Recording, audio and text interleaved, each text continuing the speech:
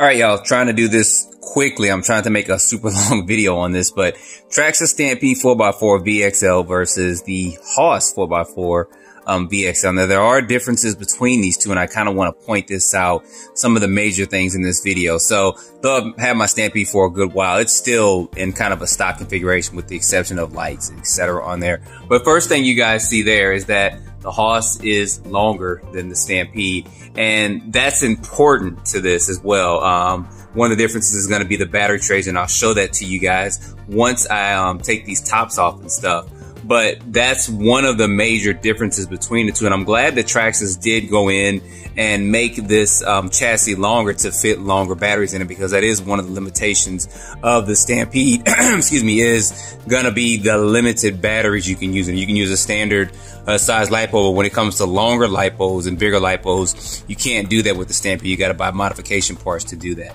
As far as how these trucks sit, you guys see the differences there as well. The Stampede does sit a little bit higher than the Hoss, but it isn't by much at all. And my Hoss still is stock out the box. I didn't make any adjustments or anything to it with that, but you guys see that the bumpers are a little different in the front as well. Excuse me, I'm just a little congested today. With that, and you guys see that I did add lights on the Stampede. It does not come with these, but one good thing about this is that you can put this front bumper on this Hoss if you wanted to do that. So if you want to add lights to it, you can do that. I'm pretty sure Traxxas is going to come out with a light kit for this. That's kind of a given that they're probably going to do for this at some point in time. What's the price point going to be? I don't know. But another difference is going to be also these shock guards that are included on the Stampede 4x4 that are not on the Hoss. I wish they would have included that on the Hoss, but they didn't do it. But you can always buy those and kind of add those to the Hoss if you wanted to do that. Other differences is going to be that these have the older drive shafts on it. You can kind of see that there. And the Hoss has the newer design. I'm sorry, not drive shafts, ARs, but they do have different drive shafts as well. If you guys can see the color and those are more of a black color. These are more of a gray color. It's supposed to be more heavy duty with that, but they both have adjustable turnbuckles and stuff for that. You can see that there with that. Bodies are going to be different as well. I talked about when I did the unboxing and some runnings on the Hoss. One of the biggest things with the Stampede 4x4 is if you start flipping it, this body is going to rip in the back here, and this is going to eat through those. Even if you could put some duct tape on there or try to secure that, but it's eventually going to end up ripping through anyway. So I'm glad that they went with their clipless body for this Hoss. With this, I still think it should be called a Stampede 2.0, but they're not going to do that. They're going to leave this out and then have this one. So you're going to have several choices. And at some point, I'm going to get all of them. I'm going to get the Stampede, the Hoss, the Max, and also the X Max out and just show you guys the difference and get those running as well. Another thing is going to be, excuse me, the tire size. So everyone knows that these Stampede tires that come on this, they're really not good for running off-road. You don't get that much traction with them at all. But if you did get more traction, you would break those rear drive shafts a lot quicker than you would if you didn't have these on here. So that is a kind of a good thing until they do an update to the Stampede. But you guys can see the differences in tire size as well. And these tires, I actually said, you guys know, on my Super Speed Saturdays and some of my off-road running, I said that these are probably some of the best ready to run truck tires out there because they don't balloon that much. They have kind of a soft compound to it, but they also are kind of hard as well. The sidewalls are pretty stiff as well, but that's another major difference between these two as well. So I'm going to get this body off. Now you're going to see differences between the Stampede and the Hoss, of course, because the Stampede's got some mild modifications to it. So you guys see also inside the Hoss, it kind of has this roll cage in there, but that's also to help with the clipless body that actually mounts onto that chassis as well. But seeing the layout of them too, you guys see that there. And no, I've said it before, and some people keep saying that this is nothing but a Rustler 4x4. And it's not. The chassis is different. At some point in time, I'll get the Rustler 4x4 out. But the mode of this chassis is different than the Rustler 4x4. It is a high center of gravity chassis, where the Rustler is more of a low center of gravity chassis. So there are differences with those two. As far as electronics, I did swap out a little electronics here. So with my Stampede 4x4, it does come with the VLX system. VXL system that comes in here, but you guys see I kind of swapped that out in there for something else. This is a 4,000 kV motor and an HPI ESC. I think that's about a 70-80 amp. And of course, I put the Arma ESC in here because I wanted to run this Hoss on 4S with this motor. Now this comes with their 540 long motor. That's 2400 kV, and stock out the box, this comes with the Millennium motor, which is 3500 kV. So there are differences there with those. Now you guys see the battery tray. You can't see it probably 100% good here, but this battery tray is longer than that of the Stampede. So it does allow me to fit longer batteries in it. Or for you guys that are familiar with Traxxas cars and kits, you can actually fit the flat 7-cell hump nickel metal, or flat 7-cell battery in here. And if you wanted to put the hump pack in, you can just flip this over and put that down in there, and voila, you're good to go with that. Now I haven't had any issues with batteries and stuff falling out, because I did get a set of batteries for this truck, some 3S lipos for this truck. So I haven't had any issues with that. When I put my 4S in here, I haven't had any issues with that either. I just kind of flip this over and bam, my 4S goes right in there. Now at the Stampede 4x4, it is limited with the length of the battery and then also the thickness of it as well. So in order to get a thicker battery in here, you can actually unclip this, and this is gonna come up just a little bit. But to really get a bigger fat battery in here, you have to buy their battery extension, which is gonna extend this back part up to right about where my index finger is here. And it's gonna allow you to put bigger batteries in here as well. And they do have a metal clip in the front that's actually gonna be longer as well. So, but that's gonna cost you money if you wanna do that. So there are differences with that. Of course, you guys looking at the shock tower and stuff, it is going to be a little different there, front and rear, because they do use the clipless body in here. And you guys are looking at the shocks and stuff as well. Now these are aluminum, so this does have some modifications on it to keep these from popping off. So that is a modification that was made to the Stampede that has yet been made to the Hoss. I probably will at some point. Another thing is going to be, I put MIP drive shafts on the rear of the Stampede. This still has the stock ones on there. They've held up pretty well thus far. They haven't snapped or broke anything, so that's been a good thing. And now on the front, like I mentioned before earlier, they do have, excuse me, the stock ones still in here. And these plastic ones pretty much hold up. I mean, eventually at some point in time they will break, but they hold up a lot longer than the ones in the rear. They both still have plastic shocks or plastic body shocks on them, so that's nothing that was changed.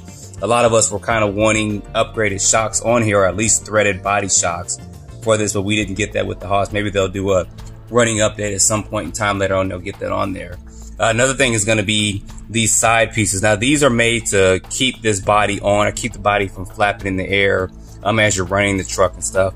The Stampede doesn't have that. Now, can you add these to the Stampede? You can probably drill some holes in the chassis and put that on there, but you can't just, of course, bolt them off and put them on this. You probably have to drill some holes in this chassis, Stampede 4x4 chassis, to mount those on there. So guys, that's gonna be one of the differences there. I mean, of course, on the rear end, let me go ahead and let me flip this around real quick. Okay, you guys see the rear ends. The major difference is gonna be this wheelie bar. The Stampede comes with an adjustable wheelie bar. You can just flip this down and you got 4 different heights. You can adjust your wheelie bar here. I do recommend it if you get one of these, just kind of find a height you're gonna stick with, and just take a zip tie and zip tie this up to keep this from popping, because once you do several jumps with this is gonna start popping loose a lot. Now the Hoss has no adjustability with that, and it does not come with them bling bling wheels, and I put those on there. So there is no adjustability with this, but you can add the Stampede 4x4 adjustable wheelie bar to this Hoss if you wanted to do that. And one good thing about all these platforms, whether it's the Stampede 4x4, Rustler, Slash, or even the Hoss, there's a lot of aftermarket parts that were made for the Slash 4x4 and the Stampede 4x4 that are going to be compatible with the Hoss. The biggest thing is just going to be the body right now. So I'm going to be looking at some bodies at some point in time to see if you can actually put different bodies on, or what actually bodies will fit on, especially with this clipless body clip. But you can always, if you wanted to, take the shock tower from the Stampede 4x4 front and rear, and also these body mounts, and then kind of mount those on the Hoss if you wanted to do that, go that route with it. Or some people may just drill holes here and then just take this mount and put that there. So I'm going to flip these over on the top side so you guys can look at the underside of those real quick. All right, so there they are underneath. I had all kinds of stuff up in there. It just kind of fell out. But anyway, you guys can see the differences there as well. The Hoss chassis is a little bit wider than the Stampede 4x4s, just by a little bit. You can't really tell that much probably on camera, but I can see it right here that it is wider than that. But you guys see the underside of them are basically the same.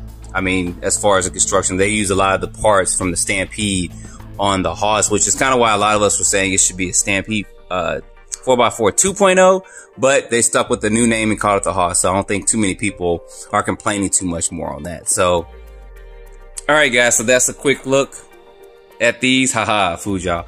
I put the Stampede body, I did this on purpose actually, on the Hoss just so we could kind of see what that would look like if this came with a Stampede 4x4 body. So it'll fit on here. It does look a little off, but maybe I'll try something at some point in the future to put a Stampede body, or I don't know, maybe even the Proline Jeep Rubicon body or something will fit or look nice on here. Maybe I'll do that at some point, I'm not sure. But that's a quick look at these two guys. I mean, the biggest thing is going to be the price point. This is about $379 and this is $469, so it's almost about $100 difference for them with that. So is it worth it? It's going to depend on, you know, what you want really. You can do a lot of modifications to a Stampede 4x4. You really can. You can do a lot of stuff to this. And if you guys have not watched Jang on URC, although his channel is not active anymore, he still has his videos out there. He took a Stampede 4x4 and he changed this to a crawler, to a four-wheel drive buggy. He changed it to a truggy, and then he just did a complete monster truck conversion for it. But I really liked it when he did his truggy conversion for this. It really performed well. So if you guys can, go check out Ultimate RC, URC. Jang is probably legendary because a lot of people know him, and he has some excellent videos. He had to stop doing them, I think, because of the state of California. But check out his Shapeshifter series on the Stampede 4x4 because I loved it when he did that. I mean, he just took this platform and did all kinds of things with it. And it's able to do that, and it's able to perform well when he did it in the buggy form. I think he even did it as a short course truck, but he did it as a 12 scale short course truck because, of course, the size of this was a little bit different. So, but anyway, guys, that's the differences, excuse me, between these two. There is major differences. Like I said, some of the things are going to be the size of them and stuff, and the length and the wheelbase, and then some components as well. And I've mentioned before, I see why Traxxas priced this at the price they priced it, because if you think of the difference between the Stampede 4x4 and then going from that to this one, there is a difference. I mean, this has more of a center diff in it. The center diff gears are all metal, where this is going to be plastic.